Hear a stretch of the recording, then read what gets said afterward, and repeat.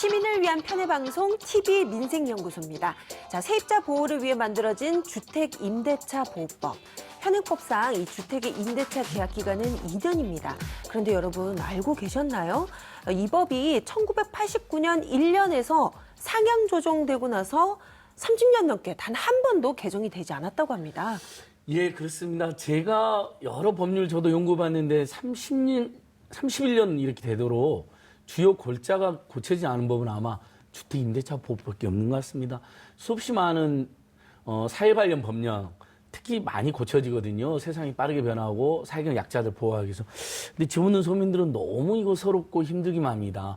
2년에 한 번씩 기사 다녀보신 분들 얼마나 그게 고달프고 심지어 비용도 많이 드는지 또 정신적으로 고통을 받는지 너무나 잘 아실 것입니다.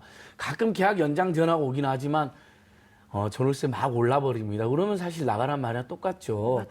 그래서 21대 국회가 개원하자마자 주택임대차보호법 여러 개 제출됐습니다. 그거 참 좋은 일인데 다만 지금 논쟁이 아주 뜨겁습니다. 그래서 오늘 제가 자세히 이 이슈를 알아보도록 하겠습니다. 네, 이야기를 위해서 저희가 두 분 모셨습니다. 자, 먼저 이원호 주택임대차보호법 개정연대 집행위원장님 모셨고요. 그리고 임재만 세종대 부동산학과 교수님 두 분 모셨습니다. 안녕하세요. 네, 안녕하십니까. 예, 두 분 고맙습니다. 아주 활발하게 활동 많이 하시고 토론도 많이 하시던데 이원호 집행위원장님은 도시연구소 책임연구원 저번에 그렇게도 나오셨잖아요. 예, 아무튼 연구도 많이 하시는데 일단 박주민 의원님 법안이 큰 화제가 되고 있는 것 같아요. 그 계약 기간을 정하지 않는다 이렇게 알려져 있는데 집행위원 이 골자부터 한번 소개 좀 해주십시오. 네, 사실 굉장히 좀 논란이 되는 것 같은데 이게 새롭게 나온 법안은 아니라 지난 20대 국회에도 발의되었던 기억납니다. 거고요. 예. 아까 앞서도 말씀하셨듯이 지금 주택임대차보호법상 세입자들이 2년 만에 계약 기간이 보장되어 있죠. 이게 89년에 1년에서 2년으로 개정돼서 지금 30년 넘게 사실 변함이 없는 건데 그러다 보니까 사실 지난 30년간 세입자들은 2년이란 매우 짧은 기간 동안만 이 거주를 할 수 있고 또 재계약할 때도 이 임대료 인상률에 대한 제한이 없다 보니까 사실 한국의 세입자들은 2년마다 굉장히 이사를 가거나 엄청난 임대료를 올려줘야 되는 주거 불안이 굉장히 좀 심각한 상황이고요. 이번 박주민 의원 개정안은 핵심은 세입자들의 주거 안정을 위해서 계약갱신 청구권과 임대료 인상률 상한제를 두자라는 게 핵심입니다. 약간 말이 어려운데 계약갱신 청구권이라는 게 지금 현행 2년 계약이 종료될 시점에 세입자가 이 갱신, 재계약을 원하면 임대인이 그 계약을 연장해 주도록 하는 법안인 거고요.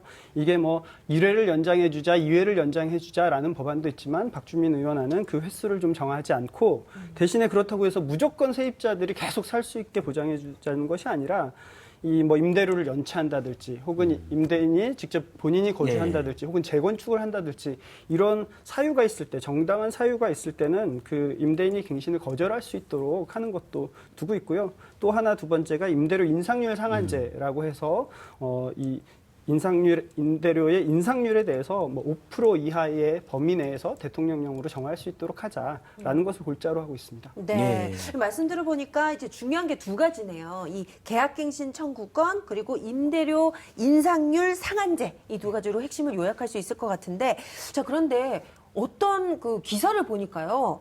이 법안이 계약 무한 연장법이다. 뭐 이런 비판도 있더라고요. 여기에 대해서 교수님은 어떻게 생각하시나요? 예, 뭐 방금 이원우 국장께서 말씀해 주신 것처럼 임대인에게 정당한 사유가 있으면 임차인이 요구하는 계약갱신 청구를 거절할 수 있습니다. 그러니까 임대주택은 자기가 거주하는 주택이 아니다 보니까 누군가에게 임대를 줄 텐데 그 임대주택을 누군가가 계속 거주할 수 있다는 것은 사람이 바뀌든 바뀌지 않든 임대주택은 계속 임대주택으로 사용할 거라고 생각이 들어요. 특별한 사유가 없는 한. 그렇기 때문에 임대주택을 임대주택으로 계속 사용하는 것이고 또 정당한 사유가 있으면 그 임차인을 내보내고 뭐 자기가 거주할 수 있다든가 재건축을 할 수 있다거나 이렇게 이제 임대인의 권리도 보장되어 있기 때문에 무한 연장법이다 하는 것은 너무 한쪽 측면만 즉 임대인의 주거 안정을 보호하자라고 하는 한쪽 측면만 강조한 것이라고 생각이 들고요. 대체로 임대인은 임대주택에 거주하는 임차인이 오랫동안 거주하는 것이 훨씬 더 바람직하고요. 임대 가격이 계속 크게 변하는 것도 바람직하지 않습니다.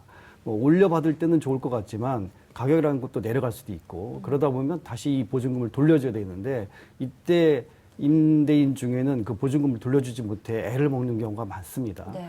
그렇기 때문에 좋은 임차인이 내 집에 들어와서 오랫동안 거주하는 것은 임차인에게도 좋고 임대인에게도 아주 좋은 것이라고 생각하기 때문에 이러한 제도는 뭐 무한 연장법이다 이렇게 비판하는 것은 좀 과도하다라고 생각을 합니다. 네. 예.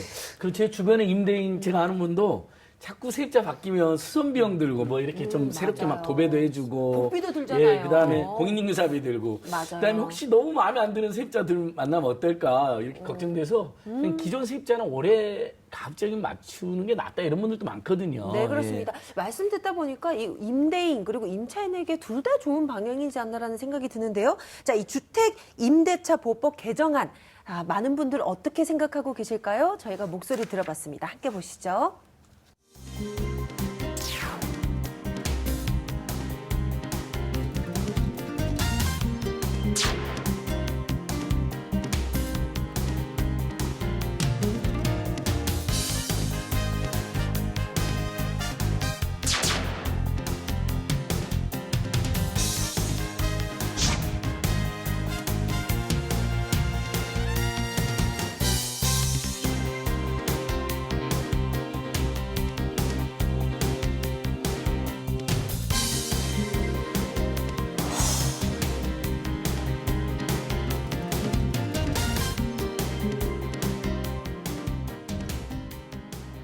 정부와 여당이 주택 임대차 관련 법률을 개정하겠다고 나섰습니다. 현재 관련해서 갑론을박이 일고 있는데요. 주요 쟁점은 크게 세 가지입니다. 첫째, 임대차 계약도 매매 계약처럼 실거래가를 신고하는 전월세 신고제. 둘째, 임대료 인상률을 제한하는 전월세 상한제. 셋째, 임차인이 임대차 계약이 끝날 때쯤에서 임대인에게 계약 갱신을 요구할 수 있는 계약 갱신 요구권. 이 문제 관련해서 시민들은 과연 어떤 생각을 갖고 계시는지 제가 직접 만나보도록 하겠습니다.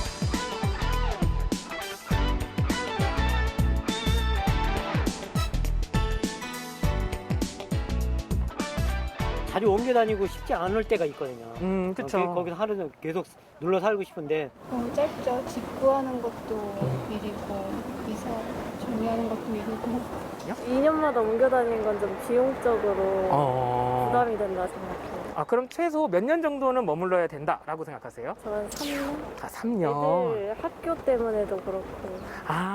중학교. 네. 3년, 고등학교 3년. 이번에 우리 애들 재계약 들어가니까 하니까 보니까 가격이 너무 많이 올라가고 왜 그러냐 그러니까 그러더라고요. 이게 일반적으로 5% 가잖아요. 5%면 5%, 한 20%는 올려달라고. 보는 데 좀 더 제약이 생기는 거잖아요. 그럼 아무래도 전세를 놓기에도 쉽지가 않고 그러니까 집주인의 재산권도 문제지만 세입자 입장에서도 이제 전세가 만약에 물량이 많이 줄면 전세값도 올라갈 뿐더러 월세도 많아지고 하면은 세입자 집을 구하는 전세 세입자나 뭐 그런 세입자 입장에서는 되게 힘들 것 같아가지고 저희가 지금 막 한창 집을 알아보고 있는데 막상 실거주로 해서 2년을 산다고는 하지만 2년이라는 시간이 되게 빨리 지나가고 한 6개월 만기 전까지부터 그때부터는 이제 또 집을 다시 알아봐야 하는데 그게 참 쉽지 않을 것 같다. 저희가 지금 거의 한 달째 집을 알아보고 있는데 이게 쉽지가 않더라고요. 신혼부부 같은 경우에는 아기도 생각을 해야 돼서 한 4년씩 한다고 하면은 그것도 좋지 않을까.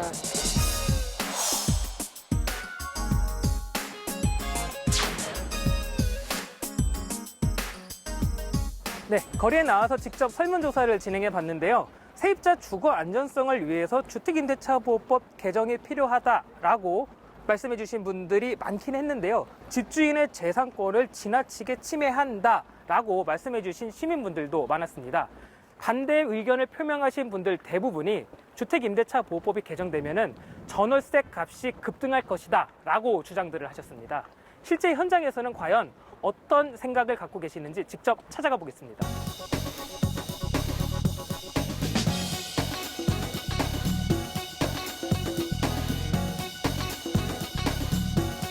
안녕하세요. 네, TV민생연구소에서 나왔습니다.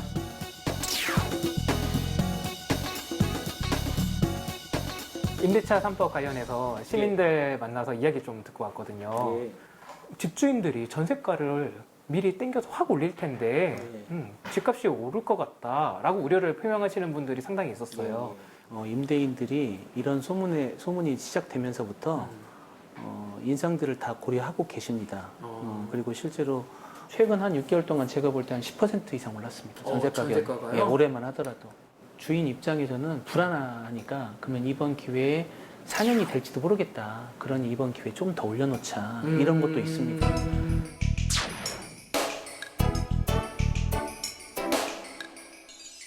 균형감을 가지고 임대인 입장과 임차인 입장을 고려해가면서 정책이 나와야 되는데 너무나 임차인의 입장에서 편을 들어서 정책이 나오다 보면 저는 결국에는 결과적으로 그 질문 임차인은 전가된다 이렇게 봅니다. 전세에서 월세로 바꾸는 수요들이 늘 증가하고 있습니다.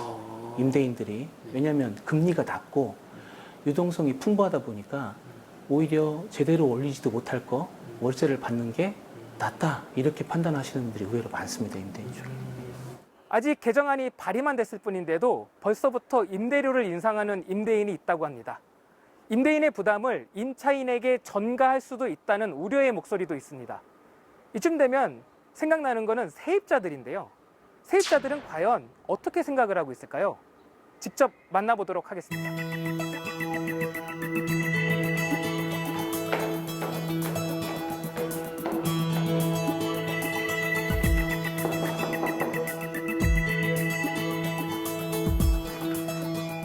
안녕하세요. 네, TBS에서 나왔습니다. 네, 반갑습니다. 들어가도 되나요? 네, 감사합니다.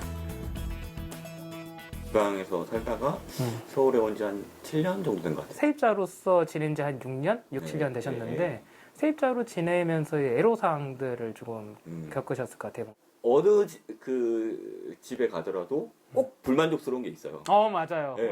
근데 그걸 고쳐달라고 말하기가 참 쉽지가 않은 게 있는 것 같아요. 곧 떠날 집, 뭐 1년 아니면 2년 내에 떠나갈 집이니까 시설 같은 것들도 집주인이 해주면 좋겠지만 그게 안 될 경우는 내가 이제 집을 꾸며서 이제 더 좋은 걸로 바꾸기도 하고 또 이제 뭐 기본적인 시설뿐만 아니라 집을 꾸밀 수도 있잖아요. 장식품 같은 걸 달 수도 있고 할 텐데 어차피 이제 이사를 가야 되니까 본인이 사는 공간에 대한 애착심이라든지 아니면 이제 그에 따른 이제 만족감을 추구하는 행위 같은 것들이 잘 안 되는 거예요.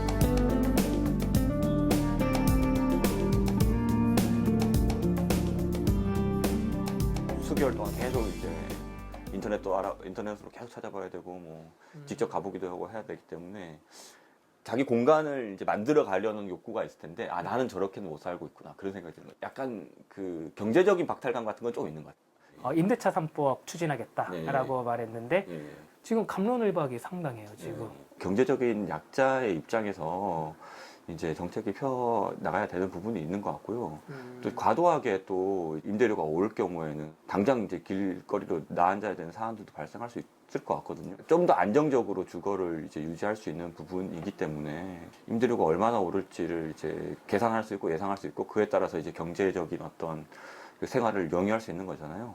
계획도 세울 수 있고. 불확실성이 제거되겠네요. 그런 부분이 있는 거고 불확실성을 해소하면서 안정적으로 우리 사회 구성원으로서 살아갈 수 있게 만드는 데 도움이 되지 않을까.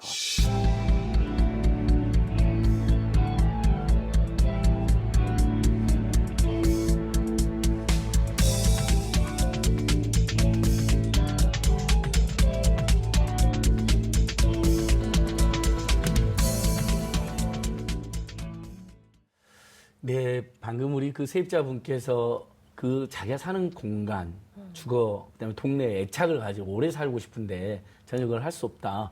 굉장히 인상적인 표현입니다. 제가 서민 편파적인 방송이긴 하지만 주택임대차법엔 다양한 논란이 있다는 거 저희들도 잘 알고 있고요. 그런 점들에 대해서는 합리적으로 또 토의나 검토가 필요하다는 부분도 열어놓고 이야기하겠습니다.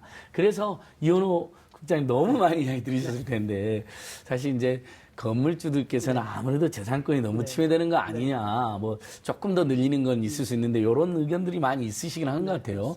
어떻습니까? 이런 부분에 대해서는 어떻게 저희가 답을 할 수 있을까요? 사실 이 주택 임대차 체계라는 게 어쨌든 상호 권리들이 공존하면서도 또 충돌하는 체계인 거잖아요.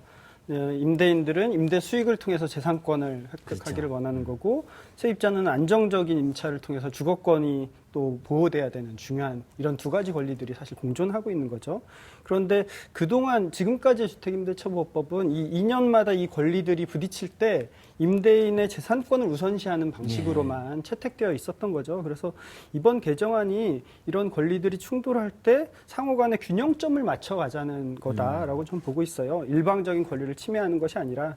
그래서 뭐 최근에 올해 2월 같은 경우 베를린시 같은 경우는 임대료가 그동안 너무 많이 올라서 향후 5년간 임대료를 동결하는 법안까지 통과를 시켰거든요. 큰 화제가 됐었죠. 네네. 예, 기억납니다. 예. 근데 사실 한국도 사실 이 집값이나 그 전월세 값들이 뭐 앞전 해부터 상당히 좀 많이 올라오기도 했었는데 지금도 현재 집값 대비 전월세 값이 상당히 높은 편이죠. 근데 뭐 저희가 그럼에도 불구하고 이 임대료 자체를 동결하거나 통제하자는 것이 아니라 그 인상의 폭을 지나치게 인상하지 않도록만 그 제한하자라는 거기 때문에 이게 임대인의 그 재산권을 심각하게 침해하지 않는다고 보고요. 이 갱신권 역시도 뭐 임대료를 연체해도 못 쫓아내고 못 나간다 이게 아니라 여러 가지 사유들에 대해서는 갱신을 거절할 수 있기 때문에 이건 재산권의 침해가 아니라 재산권을 보호해주되 임차인의 주거권 보호와 균형을 맞춰가자라는 걸로 좀 이해하시는 게 좋을 것 같습니다. 그러니까 지금도 교수님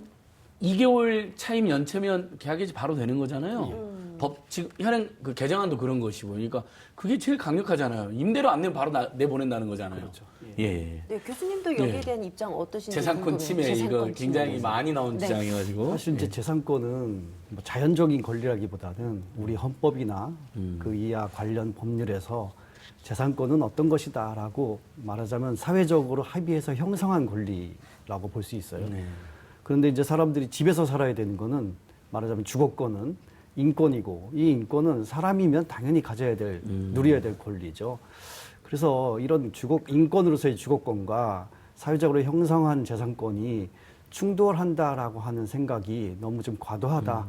오히려 주거권, 인권을 보호하기 위해서라면 재산권은 어느 정도 좀 양보할 필요도 있다라고 생각이 들고요. 다만 이번에 발의된 주택임대차보호법이 그럼 인권을 위해서, 주거권을 위해서 재산권을 그럼 과도하게 침해하고 있느냐? 그렇지는 않죠. 앞에서도 말씀드렸듯이 임차인들이 안정적으로 거주할 수 있도록 하되 처음부터 임대차 계약 초기부터 전세값을, 월세값을 얼마로 받아라라고 규제하지도 않고 다만 사는 동안 좀 안정적으로 거주할 수 있도록 인상률을 좀 어느 정도 제한하는 거고요. 또 현재 우리가 살고 있는 사회에서 사람들의 소득이 급격하게 증가하지 않고 있는 상황이고 소득은 비교적 정체돼 있다는 거죠. 그렇다면 이러한 사회에서 임차인을 두어야 되는 임대인 입장에서도 임대료를 과도하게 올린다는 것 자체가 임대 시장을 불안하게 만드는 거고 또 한편으로는 자기 재산권으로서 소득을 올리려고 하는 그런 어떤 목적에도 좀 불안정을 가져온다라는 측면에서 저는 재산권이 임대인과 임차인의 어떤 균형을 맞추는다는 의미에서 약간 좀 조정되는 것뿐이지 과도하게 재산권을 침해하는 것은 아니라고 생각합니다. 네. 예, 일반적으로 그냥 재산권하고 어떤 생존권이 충돌할 때 그냥 휴머니즘의 입장에서도 생존권이 좀 우선돼야 되는 거 아닌가 이런 생각도 한번 해보고요. 그 다음에 이현우 집행위원 저는 그것도 생각나요. 상가임대차 보호법 5년에서 10년으로 늘어날 때 임대료 폭등할 거랬는데 사실 거의 폭등 안 했거든요. 그러니까 거의 평온이 유지됐거든요. 그래서 주택임대차 개정이 되면 전월세가에 폭등할 거다. 이게 또 굉장히 오랫동안 뭐 수십 년 저도 들은 논리인데 또 임대인 부담을 임차인에게 전가할 거다. 뭐 이런 취지. 요건 어떻게 보고 계십니까? 그러니까 임대차보호법 개정되면 전월세가 폭등할 거다라는 것들 중에 가장 좀 강력한 예시로 드는 게 바로 89년도 개정됐을 때 상황인 거거든요. 맨날 나오더라고요. 네. 그게 89년 12월 말에 개정이 되었어요. 그래서 90년부터 이제 시작이 된 건데 그때 1990년에 전월세가 16.7%로 올라갔거든요. 그러다 보니까 개정돼서 폭등했다라는 주장을 하는 거죠. 일면 타당해 보이지만 실제로 그건 그 당시의 시대적 상황들이 좀 배제된 주장인데요.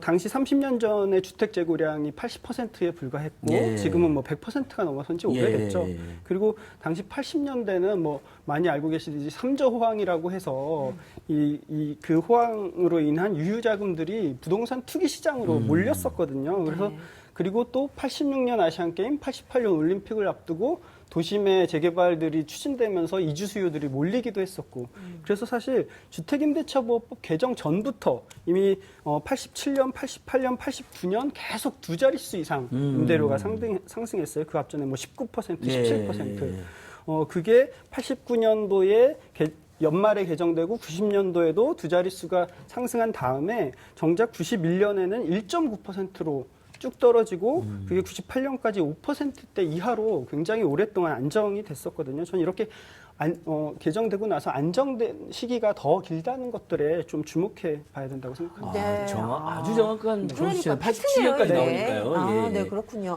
자, 그런데 교수님 또 이런 얘기도 있더라고요. 우리나라는 외국과 달리 외국은 이제 월세가 많은데 우리나라는 전세니까 우리나라 실정에 맞지 않는 법이다. 뭐 이런 얘기도 있는데요. 이런 주장에 대해서는 또 어떻게 생각하시나요? 예, 우리나라 임대차 시장이 뭐 월세도 있고 전세도 있고 예. 또 최근에 이제 그 중간에 뭐 반전세, 반전세. 뭐 맞아요. 중전세 해서 아주 이제 보증금과 월세의 비중이 다양한 그런 스펙트럼을 가진 시장이 있긴 합니다. 이제 문제는 이제 전세는 뭐 이중적인 측면이 있어요. 임차인 입장에서 같은 집이라면 월세 살래, 전세 살래 하면 대부분 전세를 선호합니다. 그렇죠. 물론 보증금을 낼 수 있다는 전제하에서요. 왜냐하면 보증금을 낼 수 있다면 전세는 실제 시장금리가 낮기 때문에 전세금에 대한 기회비용은 좀 낮고 실제 월세는 그보다 높은 이율을 적용해서 월세를 전환하기 때문에 내 주머니에서 당장 돈이 나간다는 거죠. 그렇죠. 그런데 그래서 이제 전세는 좋은 제도다 이렇게 볼 수 있습니다. 그런데 이제 임대인 입장에서 보면 전세를 놓는 것이 임대인에게 이득이 되는 유일한 경우는 집값이 오르는 거예요. 집값이 내리는 경우에는 자기가 낸 돈 까먹고 보증금은 다 돌려줘야 되고 이런 문제가 있기 때문에 임대인은 집값 오르는 어떤 상승 기제를 이용하기 위해서 대출을 받거나 전세를 놓거나 하는데 대출 받으면 이자 내야 되고 전세 놓으면 이자도 없이 그냥 남의 돈을 그냥 쓸 수 있고요. 대신 집을 빌려주지만 그래서 임대인에게는 집값 상승을 이용할 수 있는 기제로 작동을 하고 임차인은 보증금이 있다면 좀 싼 값에 거주할 수 있다라는 그런 측면에 있습니다. 그래서 한편으로 보면 이 임대차 보호법이 개정이 되면 임대인들이 월세처럼 그러니까 전세 가격을 올릴 가능성이 있다. 그러니까 월세 수준으로 이 보증금에 대한 이자를 얻기 위해서 많이 올릴 수 있다. 이런 부분이 이제 앞에 이원우 국장께서도 얘기하신 것처럼 과거 경험에 비춰봤을 때 부작용이 있을 수 있다라는 우려가 굉장히 크다는 점이 있습니다. 이 부분이 이제 전세 때문에 생기는 문제인데 전세가 갖고 있는 이런 이중적인 측면 이것이 임대차 시장이 어떻게 작동할 것인지 예를 들면 전세 보증금을 월세로 전환할 때 적용하는 이율이 사실상 굉장히 높죠. 이 부분에 대한 규제를 한다거나 아니면 전세값을 집 투기에 이용하는 데 좀 제한을 하기 위해서는 마치 부채처럼 과도한 집값 대비 전세값을 형성하지 못하도록 제한을 한다거나 하여튼 다양한 어떤 숙제는 어느 정도 있다고 생각합니다. 예. 그러니까 아무튼 전세가 안 된다라는 주장을 이제 비평해 주셨는데 저는 이제 일단 이런 생각도 들더라고요. 전세가 막 올리고 싶겠죠. 일부 건물주. 근데 사실 임대주택도 지금 많이 늘어나고 인구수도 줄어들어가지고 사람들이 너무 비싸면 안 들어가 버리잖아요. 그럼 우리 임대인이 제일 두려워하는 거. 제 친구도 맨날 공실이 제일 무섭다고 그러거든요. 제일 무서워하죠. 그러니까 호랑이보다 더 무서운 게 공실 공실이에요. 내버리니까 많이 못 올릴 것 같아요. 저는 이제 이런 전망돼 보는데 집주님 뭐 방금 임정은 교수님 주장에 이어서 최근에 어떤 실태조사도 하나 나왔다면서요. 예.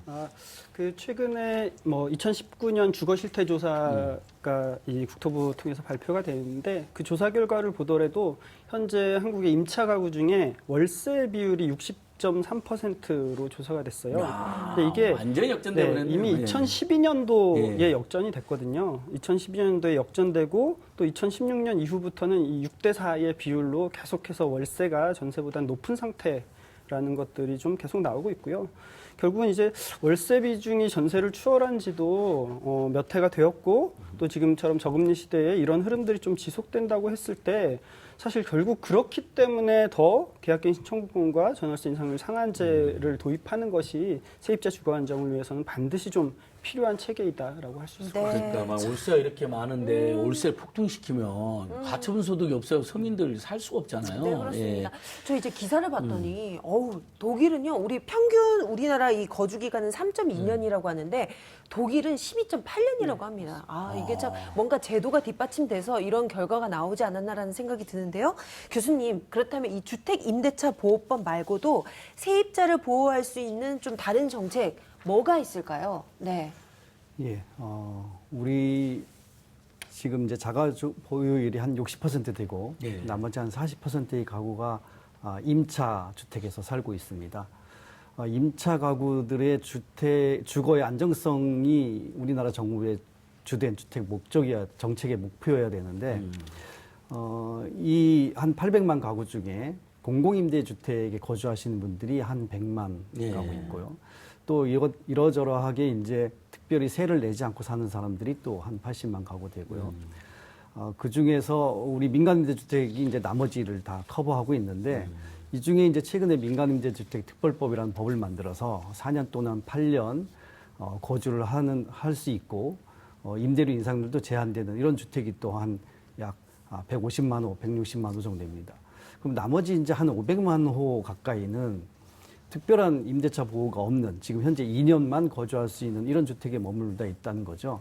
그래서 이분들의 주거 안정을 위해서는 아까 말씀드린 것처럼 공공임대주택을 더 많이 늘릴 필요가 있죠. 그래서 더 많이 재고가 있어서 혹시 민간임대 시장에서 약간의 문제가 생기거나 충격이 발생해도 공공임대주택이 밑에서 받쳐주면 전체적으로는 주거 안정을 도모할 수 있는 길이 클 것이다라고 생각을 하고요. 또 한편으로는 우리는 지금 집을 빌려서 살 것이냐 아니면 사서 살 것이냐라는 양측의 선택 여지밖에 없는데 예를 들면 외국에는 협동조합이 주택을 보유한다거나 또는 이제 우리나라 사회주택 같은 거라든가 이런 사회적 경제주체가 주택을 많이 보유하고 있어서 이런 상품이 아닌 주택이 이 시장에 좀 많아질 필요가 있다고 생각이 들고요. 현재 민간임대주택 특별법에 의해서 등록되어 있는 이런 주택도 좀 더 주택임대차 보호법처럼 지금 개정 발의안처럼 좀 더 강화된 임대차 보호로 좀 전환이 되는 것도 필요하다고 생각을 합니다. 네. 예, 교수님 뭐 정책단 잘 많이 해주셨는데 윤호집 집행위원님 마지막으로 제가 옛날에 프랑스 영화 보면 그 세입자를 못 쫓아내요. 그 임대주택의 모든 사람들이 동의하고 건물주가 나가라 할 때만 내보낼 수 있는 영화가 있었거든요. 자유란 영화에, 블루란 영화에. 그리고 지금 외국도 굉장히 뭐 평생 보장해주는 제도도 많고 그런데 그거 조금 설명해 준 다음에 이렇게 지금 어쨌든 반대가 일부 있는데 어떻게 하면 이 법이 통과될까? 이번엔 정말 꼭 통과돼야 될 것 같은데요. 세입자들 너무 힘들어 하시니까. 네, 그렇습니다. 사실 뭐 이번에 그 코로나 극복 관련된 모습들을 보면서 많은 국민들이 이제 대한민국도 선진국이다라는 말씀을 많이 하시잖아요. 긍지도 막 느끼고 계시고. 이 계약갱신 청구권이나 전월세 인상률 상한제는 선진국들이 이미 오래전부터 도입하고 시작 때부터 사실 도입하고 있던 제도인 거고요.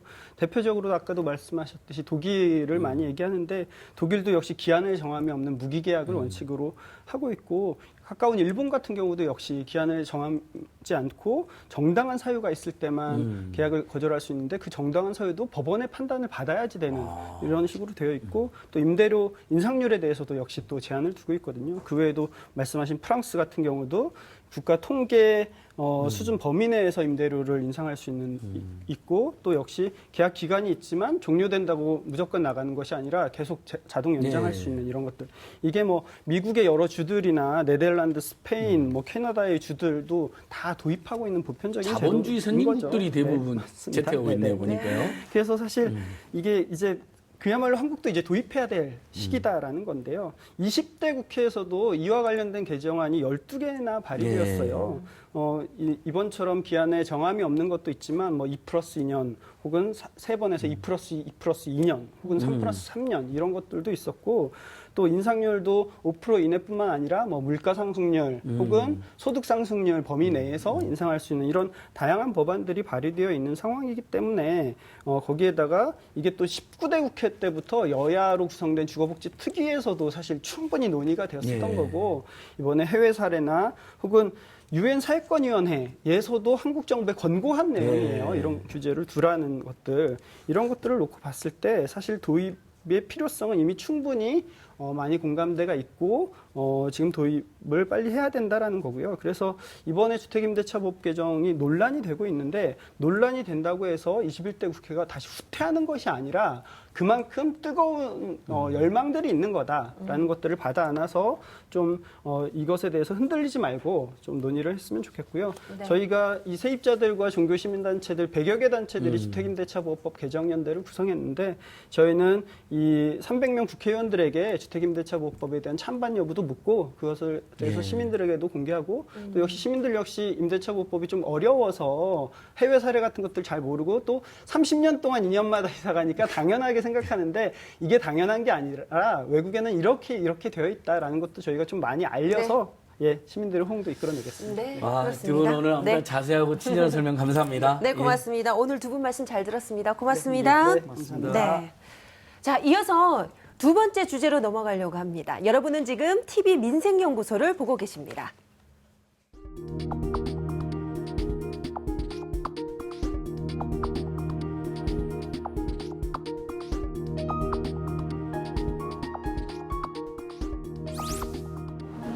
저는 20살부터 음식점 알바랑 물놀이 수영장, 워터파크 알바, 볼링장, 그다음에 PC방 일을 하고 있고 학생 때는 전단지 알바랑 쿠팡 물류센터에서도 일했었고요. 웨딩홀만 3번, 치킨집에서도 잠깐 일했었습니다. 한 60만 원, 70만 원 정도 받은 것 같아요. 그리고 이제 최저시급이 계속 올라서 이제 7, 80만 원 정도 된다고 하는데 다 쪼개져 있어가지고 그거를 합쳐지면은 이제 완전한 하나가 나올 것 같아서.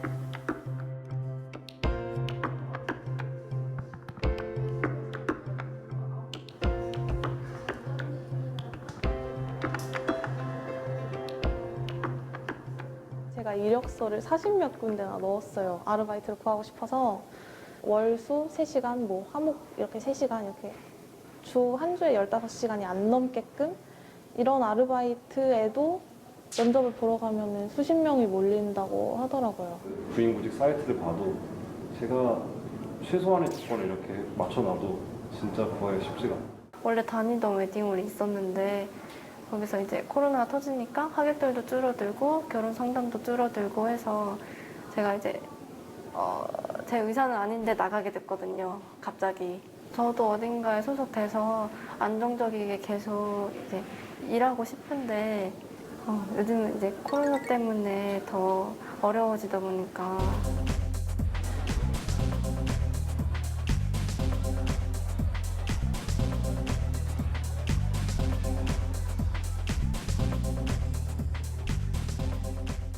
알바 면접에 가면 저희는 주휴수당을 주지 않을 겁니다. 그래서 저희는 이렇게 시간을 쪼갭니다 라고 말씀하세요. 주당 20시간인 알바가 있어서 면접을 보러 갔어요. 조건이 너무 괜찮아서. 그래서 면접을 다 보고 되게 분위기가 좋게 끝나서 이제 언제부터 일하실 수 있느냐 이래서 되게 잘 마무리되는 듯 했는데 근데 저희는 조건이 있다. 저희는 주당 20시간인데 주휴수당이랑 사대보험이 안 된다.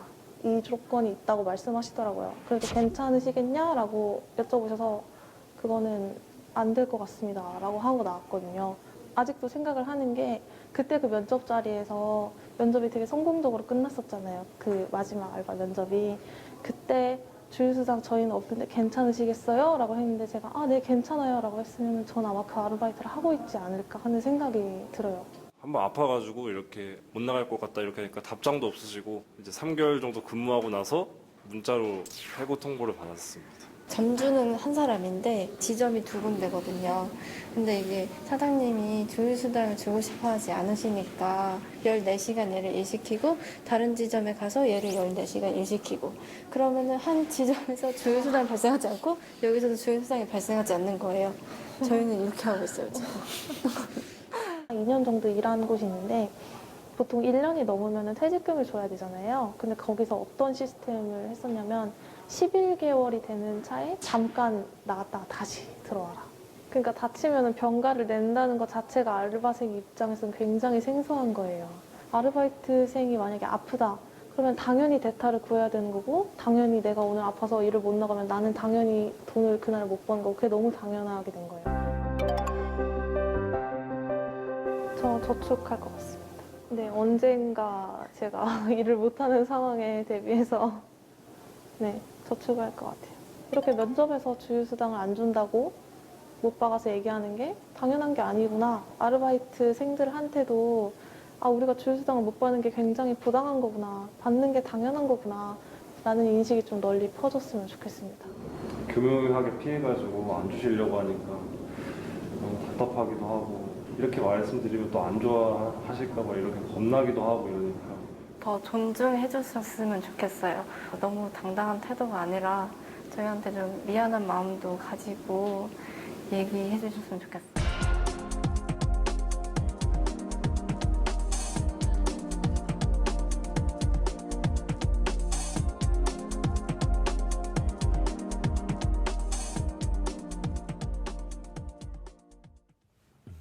네, 저희 민생연구소는 이제 코로나19로 직격탄을 맞은 일자리 문제 지속적으로 저희가 얘기 나누고 있는데요. 오늘은요, 일을 하더라도 한 달을 살기 어려운 이 초단시간 근로자들 이야기를 나눠보려고 합니다. 이야기를 위해서 한번 모셨습니다.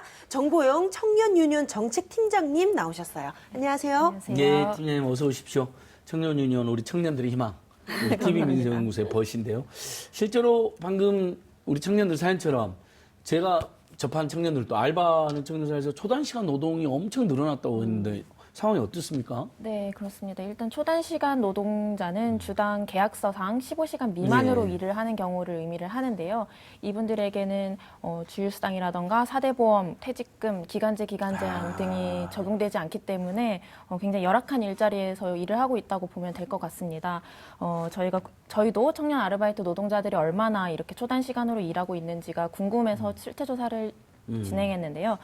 전국에 660명에게 실태조사를 진행한 결과 절반 이상인 52.7%가 초단시간 노동을 하고 있는 것으로 나타났고요. 이것이 여성이라든지 청소년일수록 비율이 높은 것으로 나타났습니다. 네. 야, 이거 심각한데 60% 가까이인데 주 15시간 미만 일 시키는 이유 역시 주휴수당을 안 주려고 하거나 아니면 근로기준법 적용 피하려고 하는 것 같네요, 보니까요. 네, 어떻습니까? 그렇습니다. 사실 꼭 15시간 미만으로 일을 해야만 하는 경우도 있겠지만 대부분은 예. 이렇게 주휴수당을 주지 않기 위함이거나 아니면 4대 보험 적용하지 않기 위해서 이렇게 초단시간 고용을 하게 되는데요. 이제 같은 일을 기존에는 뭐 40시간, 30시간 이렇게 시키던 것을 시간을 쪼개서 여러 명에게 일을 시키게 되는 겁니다. 이렇게 하면은 주휴수당만 해도 16.7%가 줄어들기 때문에요, 임금이. 그렇기 때문에 점점 더 이런 경우가 많아지고 있다고 보면 될 것 같습니다. 네, 그렇군요. 저 화면 보니까 이 초단시간 근로자들, 저희가 뭐 비정규직 굉장히 어려움 많다, 문제 많다 얘기하지만 비정규직 중에서도 이분들 굉장히 진짜 열악한 위치에 처해 있는 것 같은데 이분들의 가장 큰 어려움 뭔가요? 네, 가장 크게는 물론 소득의 부족함일 것 같은데요. 이제 초단시간으로 일하다 보면 한 달 소득이 50만 원에서 60만 원 정도도 안 되다 보니까 이제 그걸로는 어떤 일도 충분히 쓸 수 없는 소득인 거죠. 그렇기 때문에 실태조사에서도 투잡을 하고 있다 이런 경우들도 굉장히 많았는데요. 투잡을 하더라도 각각의 사업장에서 초단시간으로 일을 하게 되면 똑같이 주휴수당이라든지 4대 보험 등의 법적인 보호를 받을 수 없게 되는 것입니다. 네. 그래서 이게 청년유니온에서는 노동시장이 정규직과 비정규직으로 구분될 뿐만 아니라 이제 비정규직 안에서도 더 불안정한 일자리가 계속 양산되면서 일자리 노동시장이 분절화되고 있다 이렇게 보고 있는데요. 더욱더 큰 문제는 이제 이런 불안정한 일자리로 청년이라든지 여성이라든지 노인이 이렇게 빨려 들어가고 있는 것이 큰 문제라고 할 수 있겠습니다. 예, 결국은 이제 최저임금 인상이나 근로기준법의 보호를 고의적으로 회피하는 못된 분들도 있고 어떤 경우는 이제 그것이 너무 부담스러워가지고 이런 일정이 편법을 쓰는 분도 있는 것 같은데 뭐 아무튼 굉장히 뭐 저는 사회적으로 꼭 우리가 이걸 개선했으면 좋겠는데 일단 지금 이렇게 보면 초단시간 근로자들은 사실은 주 30시간을 일해도 둘 다 쪼개서 해버리면 아무 보호를 못 받는 거 퇴직금도 못 받고 주휴도 못 받는 거잖아요.